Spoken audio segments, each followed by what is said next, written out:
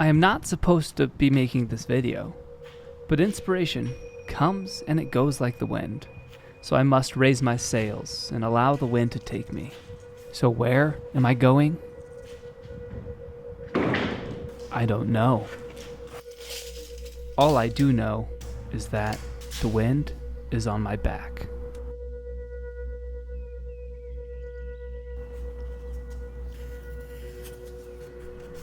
I spent more money than an entire month's of YouTube income on archery targets. And I'm supposed to be making those videos in hopes to recoup some of those costs so I can keep making videos. For today, the targets will collect dust. And that is the first of 2 reasons why I should not be making this video. The second will likely cost me 10 times more than the first. But I'm doing it anyways.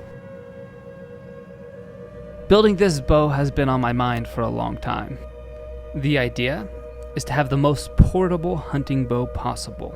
I like to run the mountains and push my body, and I want to make the best packable, portable, small, fast-shooting hunting bow that I can pack in my backpack and run safely.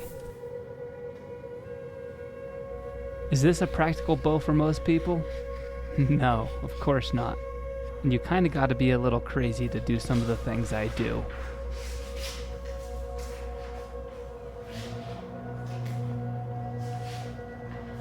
But again, I'm not supposed to be making this video. The spirit is leading. The spirit is like the wind. I can't see it, but I can feel it.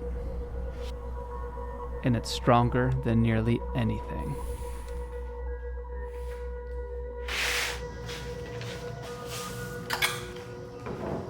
A skill is learned from practice.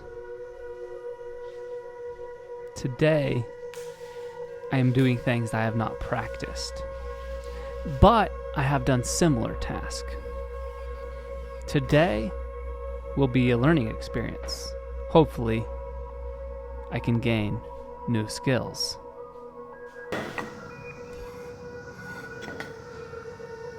The right way to do something is not the best way to do something. The right way to do something is doing that thing the best you can.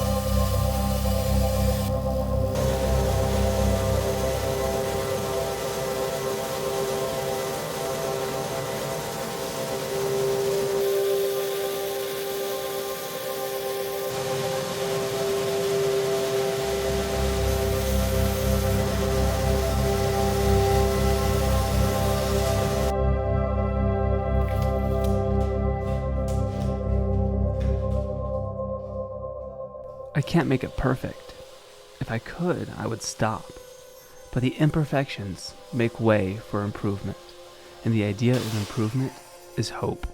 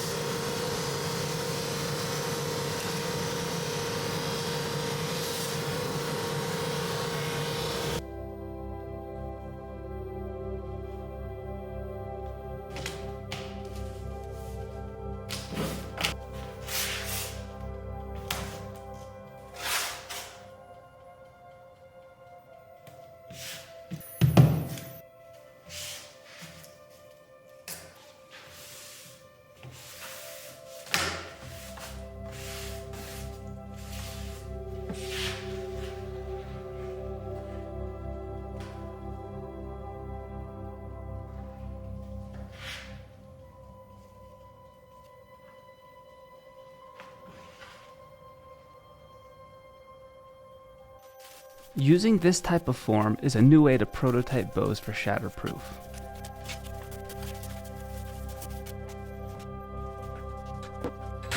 The idea is to make something that's not perfect, but that works well enough to know if the bow design is something we would like to move forward with.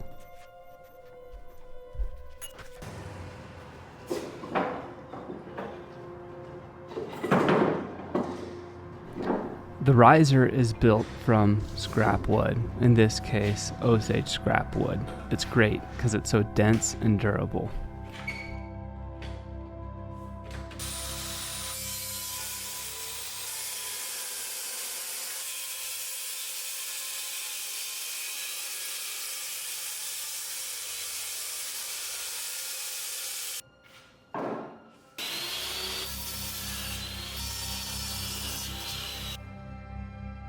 Our two shops are close to each other, but we do not have a door entering to each other. So I have to go through the garage door to access the manufacturing area. I work early in the mornings, late at nights, and on the weekends, so I don't interfere with our employees' work. Maybe one day I'll be able to have duplicates of every tool I need so that in my own shop I can prototype from start to finish. That would be awesome.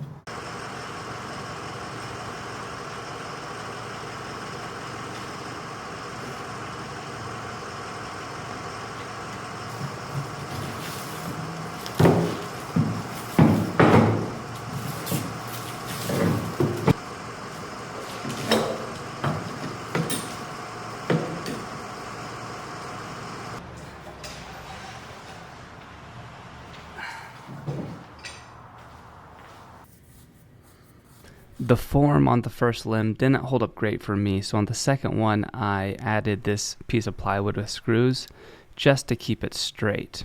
The problem was that these straps stretched out more than I wanted them to, so the hose started to become really round on where it contacted the bow.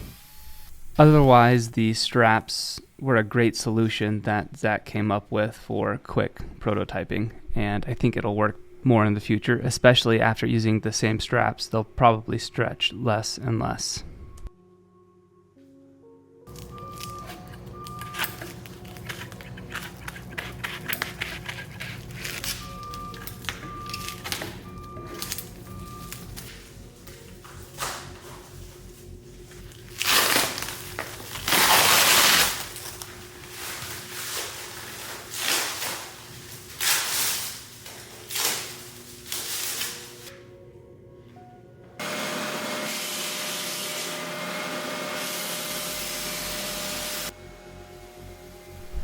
There are multiple factors to consider when building a bow, but when prototyping and building bows to sell, the main two are how the bow performs and how the bow looks. And as far as selling things online, how the bow looks matters a lot. But I will never sacrifice how the bow performs for how it looks.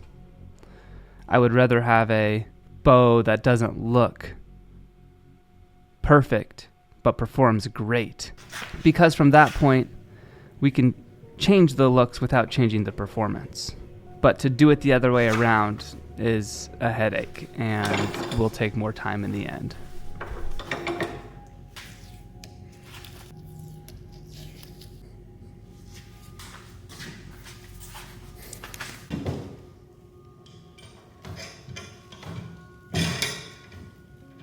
The first one is not supposed to be the final one. On the bones, I built at least 50 bows before finally settling on a design. And even after that, we've tweaked it and improved it based on customer feedback. But with the basics figured out, I think I could build less than 10 of these to get the design I'm looking for just right. And that's my excuse for making this bow, because I'm not supposed to be making this bow. But to use the justification that it will be for business and I can sell a version of this someday has given me the peace of mind to spend a few days building the bow and a few more editing this.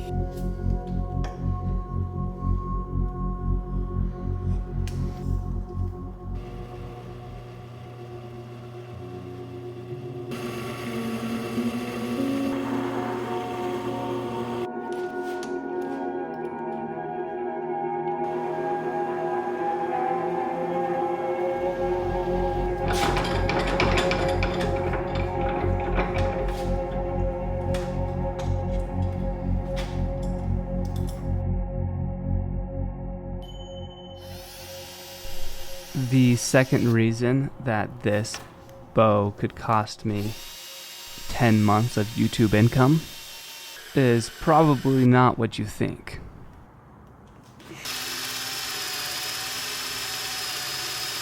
I messed up on this part of the bow 3 or 4 times because I just tried to transfer my lines rather than build a jig.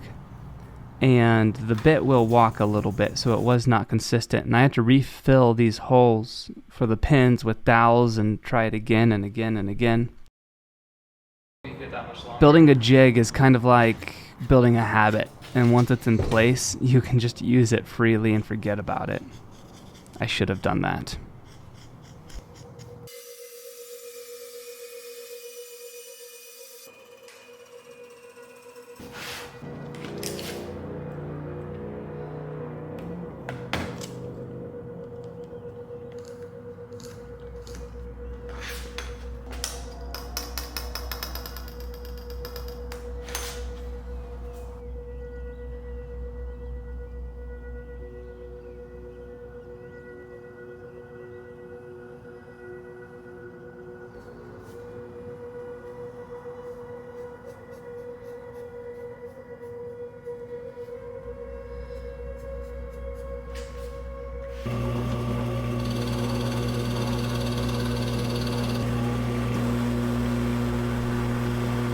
A bandsaw blade that can't make the sharp curves of the cut will ensure that the wood burns.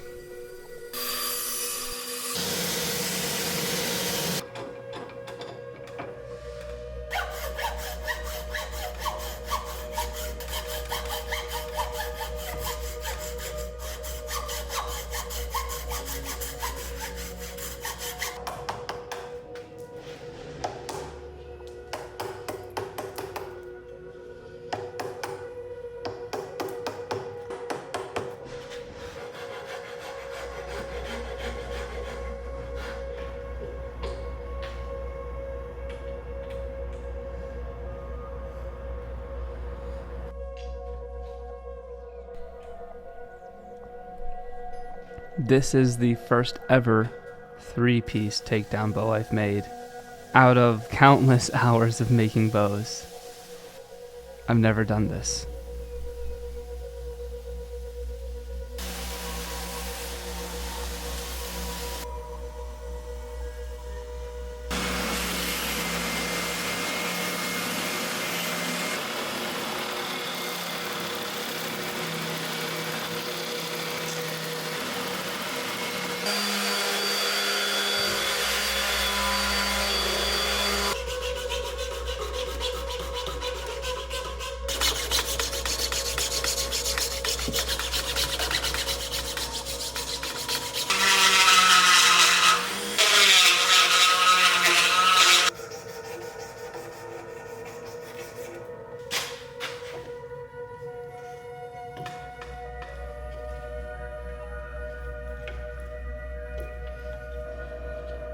Record everything, and then record your mistakes.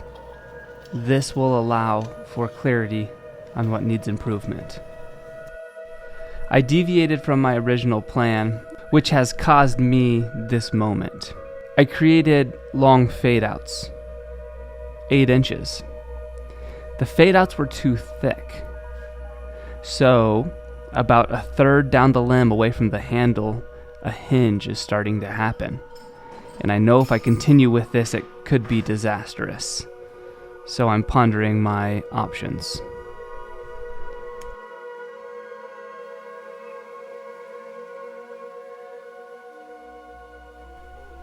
Off camera, I reduced the limbs by 2 inches each, cutting off the 2 inches that attached to the riser, causing me to re-drill the holes for the 4th time, which was painful. But you can see the immediate difference here on this bow and how it's starting to bend off the handle much better. The problem is, now the bow is 4 inches shorter than originally planned.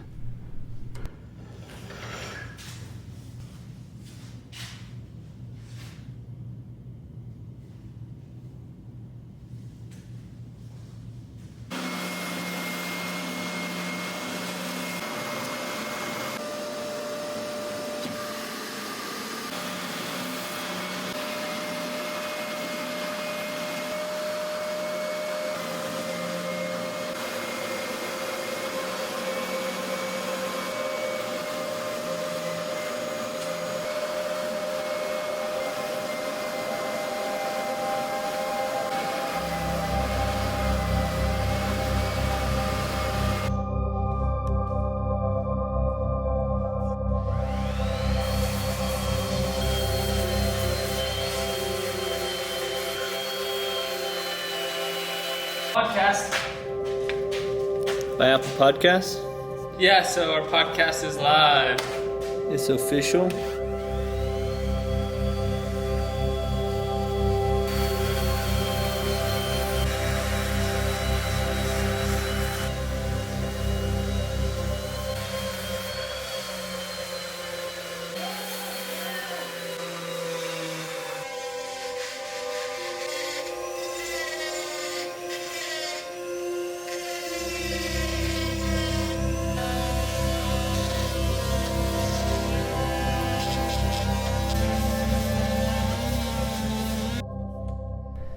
I struggle knowing when to quit on a bow, especially after putting 3 or 4 hours of footage into a bow and wanting to make a video about it. But if I reach a point and I know it's not the bow I wanted to make, it's tempting to toss it to the side. But it's much more difficult to toss it to the side when the bow takes 4 times longer to make because I'm filming it than if I were doing it off camera. I'm more emotionally invested in a bow like this.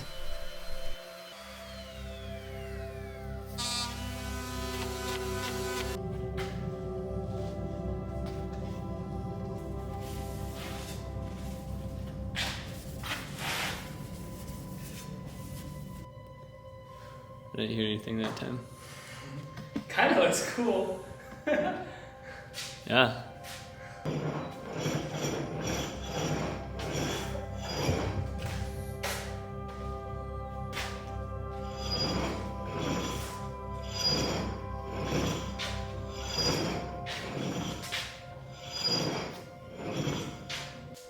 In the mechanics of bow making, something we have to avoid is stacking. Stacking happens when the string and bow angle gets beyond 90 degrees, and that's what Kaz is testing here.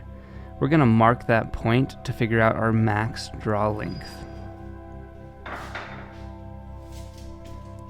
The limb shape, the riser shape, and the limb length all play into stacking. And because I made a 52-inch bow with straight limbs, we're stacking very early. I can't get more than that. Ah!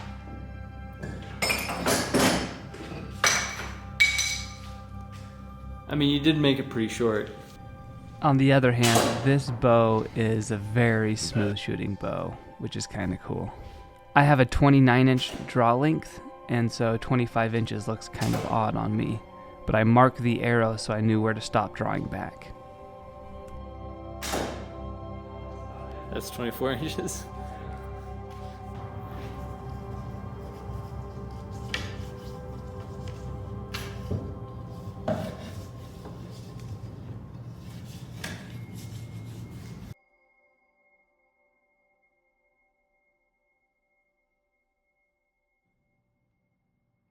The second reason for not making this video is the exact same reason I made this video. Because I don't make my own videos for money. I'll make other people's videos for money. My videos are made because the wind blows.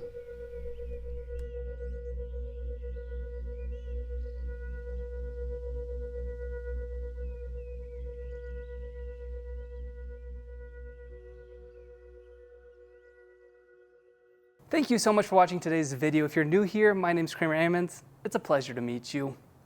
I make bows. I like archery stuff. And I also started a company by the name of Shatterproof Archery.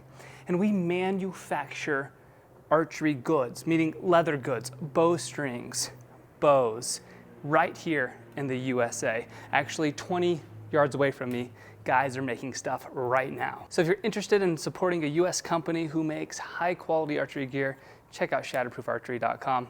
The support has been fantastic. So many new people are joining the YouTube channel and finding Shatterproof Archery. It means the world to me. And as always, stay shatterproof. I'm for you guys, and I'll see you on the next video. And on the next video, I'm gonna make a bow that I can pull back to full draw length.